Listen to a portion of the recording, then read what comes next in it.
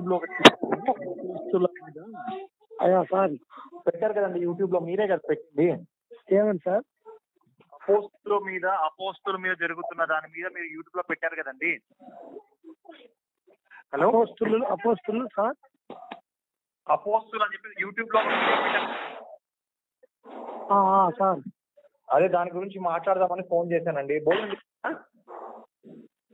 లేదు సార్, ఇప్పుడే కూర్చొని మేడం. కానీ వాక్యం విన్నాక ఫోన్ చేద్దాంలేండి. సార్ ఏ అంశం సార్? అదే మా పాస్టర్ గారు లైన్ లో ఉన్నారు. మీది వీడియో నచ్చిందంట, అందుకే కాల్ లో ఉన్నారు. పాస్టర్ గారు మాట్లాడండి సార్. ప్రైజ్ గారు వందనాలు సార్. వందనాలు అయ్య గారు. అదే మీది అపోస్తులైన పౌలు క్రీస్తు సువార్త అని చెప్పేసి మీరు పెట్టారు. దాని మీద బాగా నచ్చి మీ గురించి మనం ఫోన్ చేయండి మన పాస్టర్ గారు అని చేశానండి. సార్ ఎక్కడ సార్? సార్ ఎక్కడ సార్ మన ఏరియా? సార్ మాది బెంగళూరు దేవనల్లి అండి. సార్ మనం ఏంటంటే సార్, ఎవరైతే బాగా పరిచయం చేస్తారో సార్ వాళ్ళందరినీ కూడబెట్టి సన్మానం చేసి 1 lakh ఇద్దామనే ఆలోచనతో ఉన్నాం మేము. మాది ఏంటంటే కేఏ పాల్ గారు తెలుసు కదా, కేఏ పాల్ గారి సంఘం మాది. Okay sir. మాకు సార్ సార్ డబ్బులేం అవసరం లేదు మాకు. సార్ మనకి అవునవునవును. ఎక్కడ మంది చర్చ్? మన చర్చ్ ఎక్కడండి? మన చర్చ్ సార్ ప్రకాశం జిల్లా సార్. ప్రకాశమా? ఎక్కడండి ప్రకాశం జిల్లా? ఇక్కడే సార్, మన మార్కాపురం ఏరియా. మార్కాపురం ఏరియాలోనా? పరిచర్య బాగుందా? బాగానే ఉంది సార్. ఎంతమంది వస్తారు మనకు విశ్వాసులు? వస్తారు సార్, మనకు ఒక 40 మంది. చిన్న సంఘమే సార్. ఏదైనా వృద్ధి చెందుద్దులే, ఏం కాదు. ఇప్పుడు ఏదైనా కూడా చిన్నగా మొదలుపెట్టిన వాళ్ళే. ఇప్పుడు ఈయన ఉన్నాడు కదా కేఏ పాలు, ఆయన అంత ముందు బొగ్గులు ఏరుకునేవాడు. మరి ఈ రోజున పెద్ద సంస్థ పెట్టి 1000 కోట్లు సంపాదించాడు కదా. ఏం లేదు సార్, ఉన్న దాంట్లో దేవుని నమ్ముకొని సేవ చేస్తున్నాం. అలాగే మీ కలవరి సతీష్, ఆయన కూడా చాలా చిన్న స్థాయి. ఆయన కూడా 10th ఫెయిల్ అయితే వాళ్ళ అమ్మ నాన్న కొడితే ఇంట్లోంచి పారిపోయాడు కలవరి సతీష్. పారిపోయి ఒక 4 రోజులు కనిపించరా. తర్వాత ఏంటంటే ఆయన ఫాస్ట్ అయ్యాడు. ఇప్పుడు 100 కోట్లు సంపాదించాడు. చెప్తున్నాను సార్. అలాగే మనం కూడా వృద్ధి చెందుతామండి, దాని గురించి మీరు బాధపడద్దు. వాక్యం ముఖ్యం మనకి. వాక్యము మాకేదో తెలిసిందే, ఏమన్నా తప్పులు ఏమన్నా ఉన్నా కూడా ఏంటంటే పెడుతున్నాం సార్ మామూలుగా. మేమేం పెద్దగా ఏం తెలిసిన వాళ్ళం కాదు. అయ్యో, మౌనంగా వచ్చిన కాడికి దేవుడు ఇచ్చిన చిన్న జ్ఞానంతో పరిచర్య చేస్తున్నాం సార్. ఏం పేరు సార్ మీ పేరు? సార్ నాది శాంపీటర్ అండి. నా పేరు సోమశేఖర. శాంపీటర్ సార్. ఎక్కడ సార్ అది? కేఏపాల్ గారి నేను ఏపీ మేనేజర్ని. KA Paul AP manager. ఆయన మనకి ఏపీ అంతా చేస్తాను, నన్నే చూసుకోమంటాడు. నేను ఉండేది బెంగళూరు అయినా నేను మొత్తం అంతా కూడా చూస్తుంటాను నేనే. చర్చ్ పాస్టర్ చేస్తాను సార్. చర్చ్ ఉందా మనకి? ఉందండి. నాకు 420 మంది నాకు విశ్వాసులు ఉన్నారు. నా చర్చ్ దేవనల్లో ఉంది, అశోక్ నగర్ లో. 420 మంది ఉన్నారు. పెద్ద సంఘమే. మళ్ళీ మార్కాపురంలో కూడా ఉంది నాది చర్చ్, రోదరన్ చర్చ్ అని. అందులో 700 మంది ఉన్నారు. గుంటూరులో ఉంది, మళ్ళీ గుంటూరులో 950 మంది ఉన్నారు. ఇలా వస్తుంటాను. నాకు పెద్ద సంఘం ఉంది నాకు. యూట్యూబ్ ఉందా సార్ మనకి? యూట్యూబ్ ఏం పెట్టలేదండి. కేఏ పాల్ గారు మనకి విదేశాల నుంచి కొంచెం విరాళాలు ఇప్పిస్తారు. అంత ముందు ఏం లేదు సార్, సొసైటీ తోటి దేవుని సేవ చేస్తున్నాము. అనేకులేదో యూట్యూబ్ లో పెట్టి కొంతమంది అన్నది దేవుని వాక్యం వింటారని ఆశతో పెడుతున్నాం అంతే సార్. ఓన్లేండి, ఏదైనా సేవ ఎట్లయినా చేయొచ్చు కదా. అదేలే సార్. నేను ఈ నెంబర్ ఎక్కడుంది సార్ మాది? నెంబర్ ఎలా వచ్చింది మీకు? యూట్యూబ్ ద్వారా అండి. మన వాళ్ళు ఎవరో చెప్పారంట, ఈయన మంచి సంఘం నడిపిస్తున్నాడు, ఈయన బాగా వాకింగ్ చెప్తున్నాడు అంటే సరే మాట్లాడదామండి, దానిదే ఉందన్నాను. Okay okay sir. ఇప్పుడు దేవుడు ఉండదు అక్కడ ఉందంటారా సార్, అయిపోయిందంటారా సార్? దేవుడి రెండో అక్కడ అయిపోయిందంటారా ఉందంటారా? మీరు సేవకులేదా సార్? ఒక్కోసారి డౌట్ వస్తుంది. అది మీకు ఒకసారి 24వ అధ్యాయం మత్తయి సువార్త 24 30 నుంచి 38 దాకా ఉండి అక్కడ అదేముంటది అంటే దేవుడి రెండో రాకడ గురించి ఉంటది. అయితే తన రెండో రాకడ ఈ తరం గతించదని అంటాడనమాట. అక్కడ నిద్రించిన వారు లెగుతురు, మరణం నేను వచ్చే వరకు మీరు మరణం రుచి చూడరు, మీరు అందరిని తీసుకొని నేను పరలోకం వెళ్తాను అంటాడు. అంటే అక్కడ ఉన్న వాళ్ళతో చెప్పే మాట అది. అంటే రెండో రాకడ అయిపోయిందండి మా బైబిల్ ప్రకారం అయితే. ఇంకోటి ఏంటంటే మత్తయి సువార్త 26వ అధ్యాయంలో 36 నుంచి 47 దాకా చూసుకుంటే యేసు మరణానికి భయపడతాడు. ఆయన నా తండ్రి నీ చిత్తమైన ఈ గిన్నె నా నుండి తప్పింపము అంటాడు. చావు భయంతో ఏడుస్తాడు ఆయన. అసలు మరణించడానికి అసలు ఇష్టపడ్డండి ఆయన. అసలు చాలా డేంజర్ పరిస్థితికి వెళ్ళిపోయా అని చెప్పేసి నిద్ర పట్టదు ఆయనకి. మీకు మొత్తం 20 బైబుల్ ఉందా మీ దగ్గర? బైబుల్ ఉందా అండి? లేదు సార్, నేను సెంటర్లో ఉన్నా. అవునా, సరే వినండి, తెలుసుకుంటే బెటర్ కదా. మత్తయి సువార్త 26వ అధ్యాయం 47 నుంచి 58 దాకా చూసుకుంటే ప్రధాన యాజకులు వచ్చి ఏం చేస్తారంటే బందిపోడు దొంగని పట్టినట్టు పట్టి బంధించేస్తాడు ఆయన్ని. ఆయన శిష్యులే పట్టిస్తారు ఆయన్ని. ఆయన శిష్యులే పట్టుకుని వెళ్ళిపోతారు, బందిపోటును పట్టినట్టు పట్టుకుంటారు అనమాట. ఆయన పట్టుకున్నప్పుడు శిష్యులంతా పారిపోతారు. అయితే అక్కడ విచారణ జరుగుద్ది మీకు. మత్తయి సువార్త 27వ అధ్యాయం 57 నుంచి 68 దాకా చూడండి ఎప్పుడైనా. అప్పుడు ఏంటంటే యేసు విచారణ క్రమంలో మేధావులంతా మహానుభావులు యేసుని చంపమంటారండి. యేసుకు విరోధంగా సాక్ష్యం చెప్తారు వాళ్ళు. వీడు దేవాలయాన్ని కూర్చి 3 రోజుల్లో కట్టిస్తా అన్నాడు, అందుకనే ఇతన్ని చంపండి అంటారు. అది విషయం. అదైతే అక్కడ మనుషుల పాపాలు ఏమి ఉండవు అయ్య గారు. అక్కడ ఏంటంటే మీకు యేసు వారిని ఎందుకు చంపారు తెలుసా అండి అయ్య గారు? చెప్పండి సార్. నీకు ఐడియా ఉందా? నాకు ఐడియా లేదు సార్, కొంచెం చెప్పండి. యేసు వారిని చంపడానికి కారణం 2 ఉన్నాయండి. ఒకటేమో ఈయన నేను రాజుని అంటాడు, రెండోది నేను దేవాలయం కన్నా గొప్పవాడిని అంటాడు. ఇంకా మూడోది చేసుకుంటే ఈ యెహోవా యొక్క ఆజ్ఞలన్నీ ఈయన మేరుతుంటాడు అనమాట.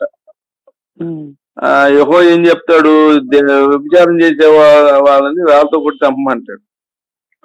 వ్యభిచారం చేసే స్త్రీ యొక్క చెంగు ఎత్తి మానాన్ని ప్రపంచాన్ని చూపిస్తా అంటాడు.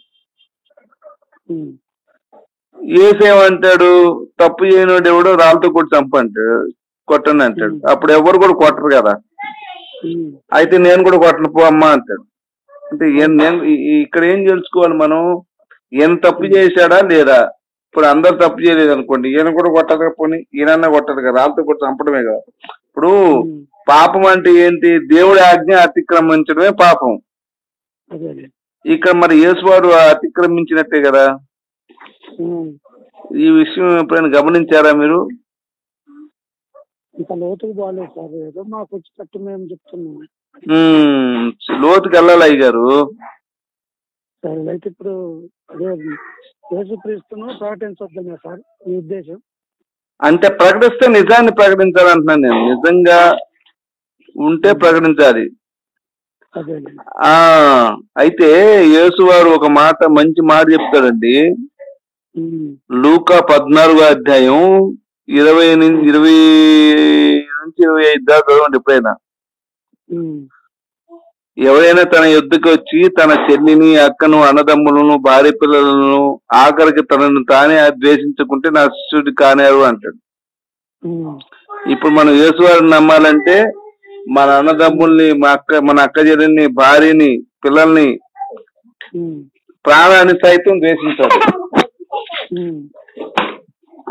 అప్పుడే యేసు శిష్యుడు అవుతారు, లేకపోతే కాదండి. ఏమంటారు? ఇప్పుడు మనం మన పిల్లల్ని, మన భార్యని, మన తల్లిదండ్రులు ప్రేమిస్తాం కదండి మనం. మరి ఈయన ద్వేషించమంటున్నాడు, మనం ద్వేషించగలమా?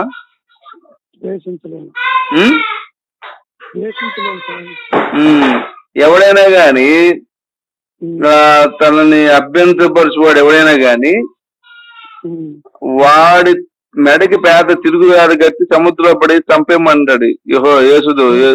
లూకా సువార్త 17వ అధ్యాయంలో 1 నుంచి 4 చూశారు ఎప్పుడైనా లూకా? అక్కడ ఏముంది చెప్పగలరా?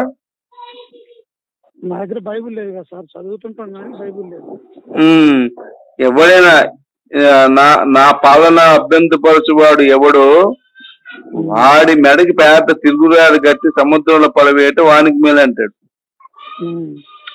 అసలు ఇదేంటి నాకు అర్థం కాదు. ఇప్పుడు కాదు సార్, మా ఇద్దరం ఫ్రెండ్స్, నాకు నీకు గొడవ వచ్చింది, నేను మాట్లాడను నీతో. ఏమండి మీరు నాతో మాట్లాడలేదు కాబట్టి నేను చంపేస్తా అంటే ఎంత దారుణంగా ఉంటుంది. ఇది కూడా అట్నే కదా. ఇంకా మీకు లూకా సువార్త 18వ అధ్యాయంలో ఉంటది.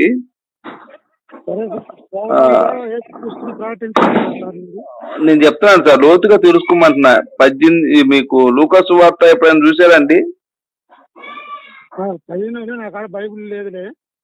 18 నుంచి 20 చూడండి ఒకసారి. ఏం చెప్తానంటే, నేను సత్పురుషునని ఎలా చెప్తున్నావు? దేవుడు ఒక్కడే కానీ మరి ఎవడును సత్పురుషుడు కాదంటాడు. అయితే ఆ దేవుడు ఎవరు యేసు చెప్పలేదండి. యేసు వారు కన్నా దేవుడు వేరే ఉన్నాడు. అయితే ఆయన ఎవరు ఆయన చెప్పరా అసలు. ఎందుకంటే దేవుడు అనేవాడికి ఏం లక్షణాలు ఉండాలండి? ఎదుటి వాడిని చంపకూడదు, ఆడవాళ్ళని గౌరవించాలి, చిన్నపిల్లల్ని ప్రేమగా చూడాలి, ఏమండి తోటి వారికి సాయం చేయాలి. దేవుడి లక్షణాలు. వరం అడిగితే ఇవ్వాలి. ఇప్పుడు ఈ దేవుడు ఎవరు అనుకున్నారు? యేసు చెప్పిన దేవుడు యెహోవా అనుకుంటున్నారా మీరు? కాదండి, కాదండి. యెహోవాలో చాలా పార్శ్వాలు ఉన్నాయి. చాలా అంటే చాలా దారుణాలు ఉన్నాయి. యేసు వారు యెహోవా మీదే తిరుగుబాటు చేశాడు. దేవుడు అంటే దేవుడి లక్షణాలు ఉండాలి సార్.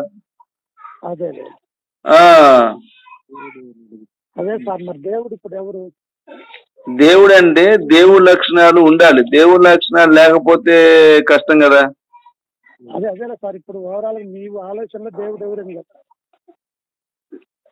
సరే, ఇప్పుడు నేను యెహోవా గురించి చెప్తాను. ఆ చెప్పినాక నేను దేవుడు ఎవడనేది కూడా చెప్తాను మీకు. సరే సరే సార్, నాకు ఛార్జింగ్ కూడా లేదులే, తర్వాత మాట్లాడుతుంది సార్. నేను సెంటర్ లో ఉన్నా, తర్వాత మాట్లాడుతున్నా సార్. ఒక్క నిమిషం ఆగండి, యెహోవా గురించి చెప్తాను మీకు. ఎహెజ్కేలు 14వ అధ్యాయం ఒకసారి చూడండి, 21 నుంచి 22 దాకా. యెహోవా ఏం చెప్తాడు చూడండి. ఈ విధంగా మనుషులను, పశువులను ఖడ్గము చేతను, క్షామము చేతను, తెగులు చేతను, దుష్ట ముఖముల చేతను ఈ విధంగా చంపమంటాడు యెహోవా. మరి ఇట్లా చంపేవాడిని ఎలా మనం దేవుడు అంటాం? అదేలే, చంపేవాడు దేవుడు కాదని. కరెక్టే కదా అది. చంపేవాడిని దేవుడు అంటావా మనం? అయితే ఎహెజ్కేలు 23వ అధ్యాయం 1 నుంచి 21 చూడండి ఎప్పుడైనా మీరు. మరియు యెహోవా ఏం చెప్తాడు చూడండి, ఓ తల్లికి పుట్టిన ఇద్దరు స్త్రీలు కలరు, వీరు ఐగుప్తు దేశంలో జారత్వం చేసిరి, యవ్వన కాలం అందే జారత్వం చేస్తూ వచ్చిరి, అక్కడ వారి యవ్వన కాలపు తనుమనులు పురుషులు నరిపిరి, వారు నాకు పెళ్లి చేసుకున్న వారై ఉంటుంది అంటారు. అవునవును. నమస్కారం. అయితే ఇప్పుడు ఈయన ఏమన్నా అంటే వీళ్ళ భార్యల గురించి చెప్తా అండి, ఓ తల్లికి పుట్టిన ఇద్దరు స్త్రీలు కలరు, వారు ఐగుప్త దేశంలో జారత్వం చేసింది, యవ్వన కాలం మంది జారత్వం చేస్తూ వచ్చింది, అక్కడ వారి కన్యకాలపు చనుమనులు పులుసులు నరిపి. అంటే ఇప్పుడు ఈ విధంగా ఇప్పుడు ఆడవాళ్ళని ఆ విధంగా అసభ్యంగా మాట్లాడడం అనేది దేవుడి లక్షణాలా?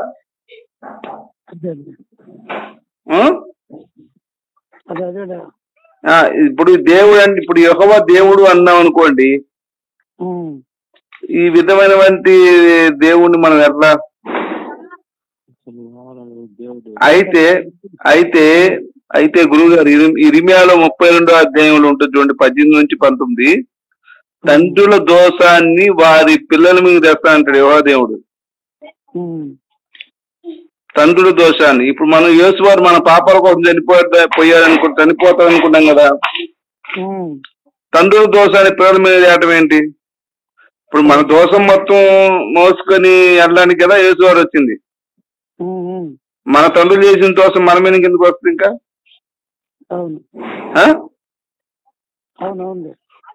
మరి ఇది ఆలోచించారు ఎప్పుడైనా?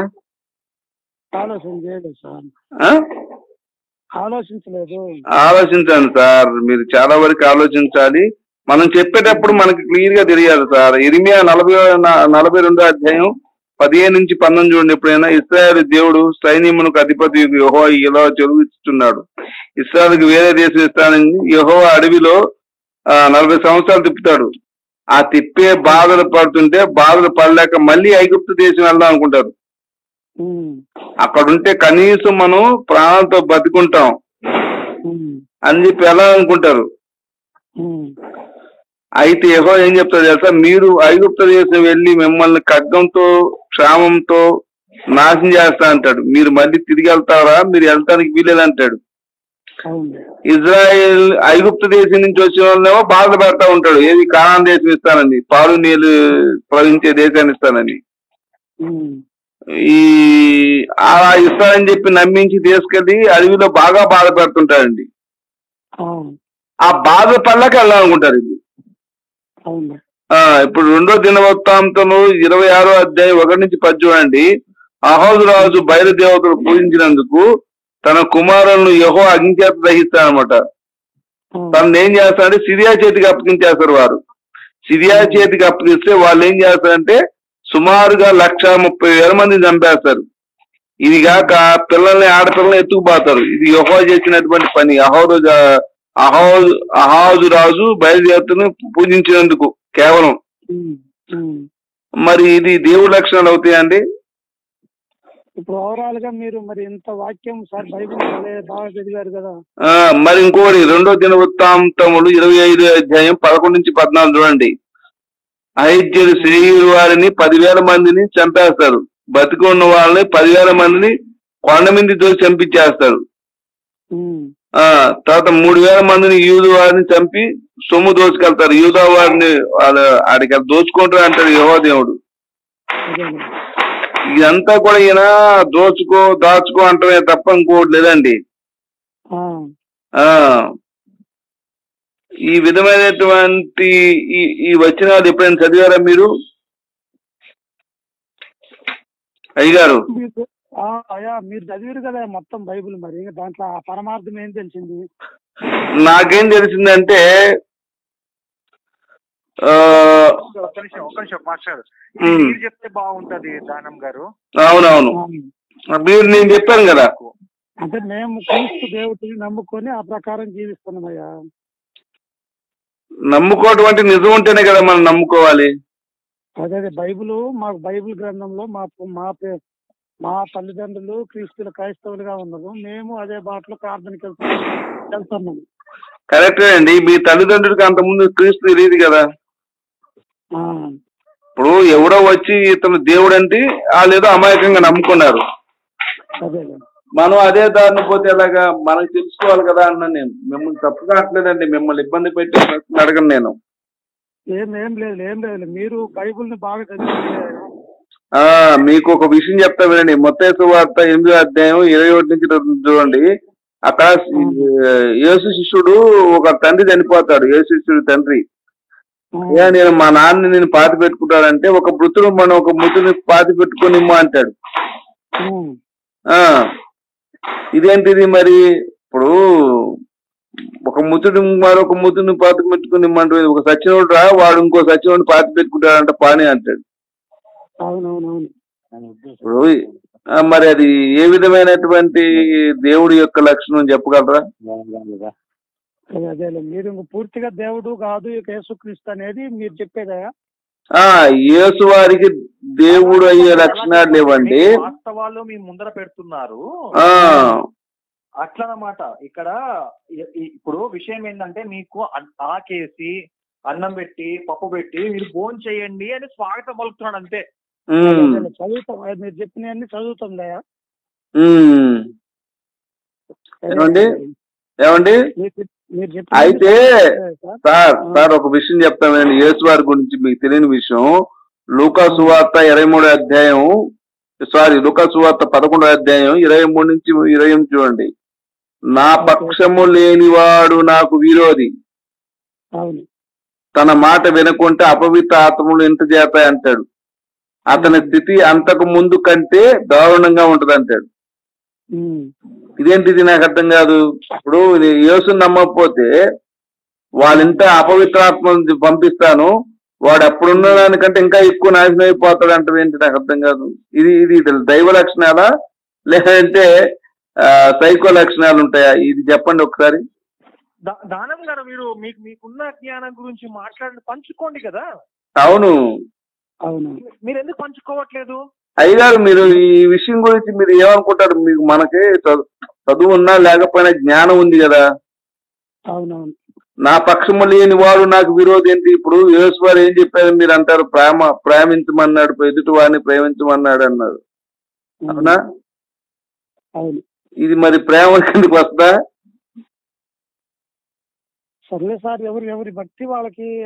కాదు భక్తి అది అలా వెళ్ళిపోకూడదండి. ఎవడి భక్తి వాడి అంటే భక్తి ఉంటారు కదా, నిజం ఉంటారు కదా. ఇప్పుడు లూకా సువార్త 12వ అధ్యాయం 40 లూకా సువార్త అవునండి. లూకా సువార్త 12వ అధ్యాయం 49 నుంచి 54 చూడండి.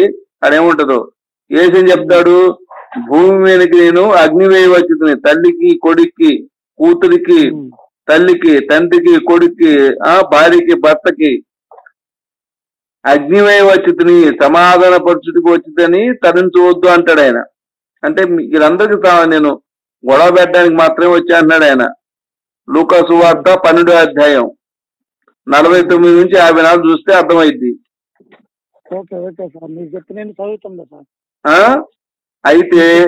అయితే యెహోవా గురించి ఒక అద్భుతమైన మాట చెప్తాను. ఇక్కడ ఏముంటదంటే 2వ రాజులు 6వ అధ్యాయం 27 నుంచి 32 చూడండి. పుట్టిన బిడ్డను వండుకొని తినే పరిస్థితి తీసుకొస్తాడు యెహోవా. అదేం జరుగుతుందంటే, వాళ్ళు ఈ రోజు మీ పిల్లల్ని, ఇంకో రోజు మా పిల్లల్ని ఇట్లా అని చెప్పి ఒక పిల్లల్ని వండుకొని తిన్న తర్వాత ఇంకో పిల్లల్ని ఇవ్వరు. లోతు గారి గురించి మాట్లాడండి. లోతు గారి గురించి ఏమో చెప్తాను. ఇప్పుడు వాళ్ళ పిల్లల్ని ఇవ్వకపోతే రాజు దగ్గరికి వెళ్ళి, అయ్యా నిన్న మా పిల్లలు నిన్న ఈ రోజు వాళ్ళ పిల్లల్ని ఇవ్వట్లేదండి, ఇది ఏ విధమైన న్యాయం అంటే ఆయన ఏమంటాడు తెలుసా? ఈ యొక్క అపాయం యెహోవా వల్ల కలిగినది అంటాడు. యెహోవా చెప్పడం వల్లనే ఇది జరిగింది. ఆయనే అంటాడు, మీకు తను పుట్టిన బిడ్డని తనే తినే పరిస్థితి తెస్తా అంటాడు యెహోవా దేవుడు. అయితే ఇంకొకటి ఏంటంటే 2వ రాజులు 8వ అధ్యాయం 10 నుంచి 19 చూసుకుంటే గురువు గారు, ఇశ్రాయేలు పిల్లల్ని నేలకేసి కొట్టి చంపమంటాడు, గర్భిణీ స్త్రీల యొక్క గర్భం చేర్చమంటాడు యెహోవా దేవుడు.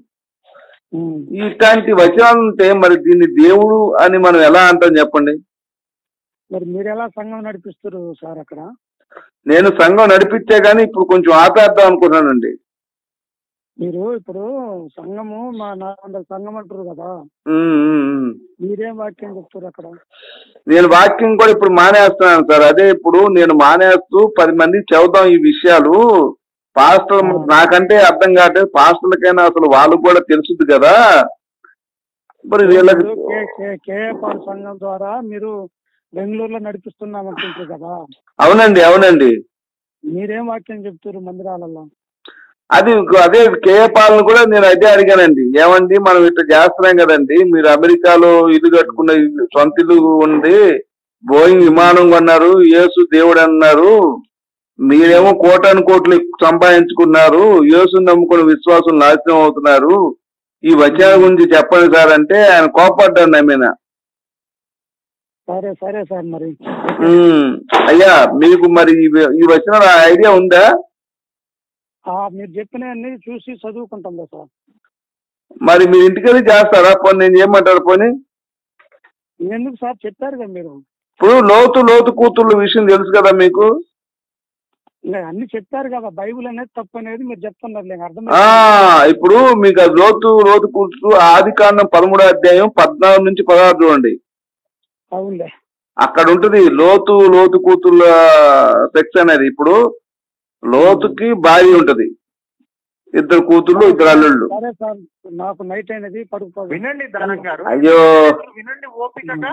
పాస్టర్ గారు మేము మీ గురించే చెప్పానండి, మీకు అర్థం అవుతుంది. ఇప్పుడు మీరేం చేస్తున్నారంటే మీరు చెప్పారు కదా సార్, ఇప్పుడు ఇంకేముంది,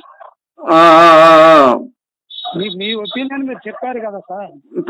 ఇప్పుడు ఈ సెక్స్ ఇవన్నీ దైవ లక్షణాలు కాదు కదా. ఇప్పుడు దావీదు భార్యని కొడుకు చేత సెక్స్ చేస్తాడు కదా, అది యెహోవా దేవుడు. ఇప్పుడు తల్లితో కొడుకు బండ పెట్టినప్పుడు వాళ్ళ పిల్లలు పుట్టారనుకోండి, దావీదుని ఏమని పిలవాలి? నాన్నని పిలవాలా, తాతని పిలవాలా? భార్యకి కొడుకు పుట్టాడు కాబట్టి కొడుకు అవుతాడా ఏంటి? కొడుక్కి భార్యకి పుట్టిగాడు కాబట్టి మనవడు అవుతాడా? ఏ వరుస పిలవాలి? ఇప్పుడు కొడుక్కి భార్యకి పుడితే ఏ వరుసలో పిలవాలి? ఇది గారు ఒక ఆయన ఉన్నాడు, ఆయన కొద్దిగా బైబిల్ బాగా చదివిండు, ఆయనకి చేయండి. ఎవరండి? నెంబర్ ఇస్తారా? నెంబరు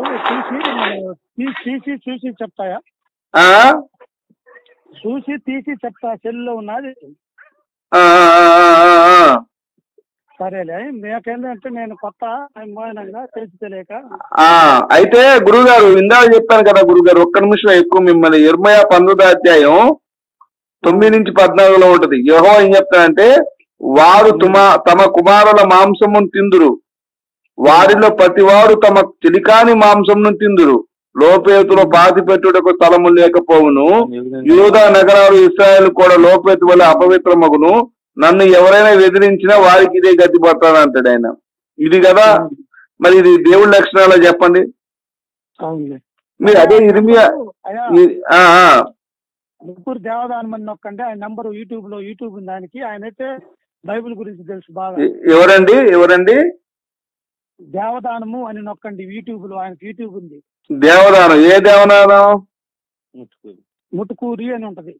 ముట్టుకూరి దేవదానం. ఆయన నెంబర్ చెప్పండి, తక్కువ ఉంది, మేము డైరెక్ట్ చేస్తాం కదా. మామూలుగా దాంట్లో కొట్టని నెంబర్ ఆ పైన ఇచ్చిండు. ముట్టుకూరి దేవదానమా? నొక్కండి, ఆయనకు తెలుసు కదా. ఇప్పుడు లోతు కూతురు చేసింది తప్ప తప్పే కదా. మరి తప్ప అన్నప్పుడు యెహోవా ఏం చేస్తాడు సార్? లోతు కూతురు చేశారు కదా పని. అవును. ఇప్పుడు వాళ్ళు ఊర్లో ఉన్నారండి, సుధామ గుమర్రాల పట్టణంలో ఉన్నారు. ఆ పట్టణాన్ని మొత్తం గంధకంతో తగలబెట్టేస్తాడు యెహోవా దేవుడు. అప్పుడు లోతు కూతుళ్ళు, లోతు భార్య వెళ్తున్నప్పుడు లోతు భార్య అట్లా తిరిగి చూస్తే ఉప్పు సమం అయిపోయింది కదా. ఏది తగలబడుతుంటే చిన్నపిల్లలు కూడా తగలబడి చచ్చిపోతారు కదా. ఇప్పుడు వీళ్ళు ముగ్గురు వెళ్తే పెద్ద అమ్మాయి డాక్టర్ నుంచి చెక్ చేస్తుంది. ఇప్పుడు ఈ బైబిల్ ఏమంటది అంటే, లోతు ఎప్పుడు చెక్ చేశాడు అసలు అతను తెలియదని అబద్ధం రాశారు. ఇప్పుడు ఎంత తాగినా కూడా మన మీద ఎవరున్నారని తెలియకుండా ఎట్లుంటుందండి? ఇప్పుడు ఇది మోసం కదా, బైబిల్ చేసే మోసం కాదంటారా? చేసేది ఇప్పుడు టోటల్ ఓవరాల్ గా బైబిల్ మోసం అంటారు. మోసమేనండి. మీరు తప్పుగా అనుకోవద్దు. నేను చెప్పేదంతా కూడా ఎవరు మాట్లాడుతుంది? ఇంకో అతనులే పాపం, వాళ్ళ ఫ్రెండ్. అయితే బ్రదర్ నీకు ఒక విషయం చెప్తానండి, మీరు చదవండి. ఇర్మియా 18వ అధ్యాయం చూడండి, 21 నుంచి 23 దాకా చదవండి. మీకు ఎవరు ఈ వచనాలు చెప్పరు. పైన చెప్పి వారు దశంభాగాలు దొబ్బుతుంటారు కానీ ఇశ్రాయేలు కోపంతో చెప్తాడు ఆయన. వారి కుమారుల క్షామమునకు అప్పగించును, పురుషులను పిల్లలను ఖడ్గముతో హతము చేస్తా, వారి భార్యలను అన్యులకు అప్పగిస్తా, వారికి పిల్లలు లేకుండా గుడ్రాలుగా చేస్తా, వారి చావు కేకలు ఎవరు వినకుండా చేస్తా అంటాడు. ఇది దేవుని లక్షణాలు అండి. మీరు మనసు పెట్టి ఒకసారి ఆలోచిస్తారా? మరి దేవుని లక్షణం బట్టి మీరు సంఘం ఎలా నడిపిస్తారండి? ఆపేశాను సార్ సంఘాన్ని నేను, ఇప్పుడు ఆపేశాను నేను. సరేలే మరి మేము పాలు వచ్చింది చూడు, పాలు వచ్చింది. ఒక్క నిమిషం ఆగన్నా. కాదు బ్రదరు, నేను సంఘాన్ని హలో నేను సంఘాన్ని నడిపేయటం అంటే ఆపేశానండి. ఇంత దారుణంగా ఉంది కదా, అందుకనే ఈ దారుణాలు ఉన్నటువంటి ఇది ఎక్కడా కూడా ఇది చెప్పడానికి ఉపయోగపడదు. తల్లితో కొడుకు సెక్స్, అన్నతో కూతురు సెక్స్. యూదా కూడా తన కోడలతో సెక్స్ చేస్తాడు కదా. ఇప్పుడు యూదా గోత్రం కొదమసింహం అంటారు యేసుని, విన్నారు ఎప్పుడైనా? ఏంటి మాకు చెప్తుంటే ప్రార్థనకు మేము వెళ్తుంటాం కదా. ఇప్పుడు వచ్చినట్టు చూడండి, యూదా వంశం నీతి చిగురు పుట్టించును, ఆయన రాజ్యం 2 జానం ఏకం చేయను, రాజ్యం దీర్ఘకాలం పాలించును, రాజ్యం శాంతించును అని ఉంటది కదా.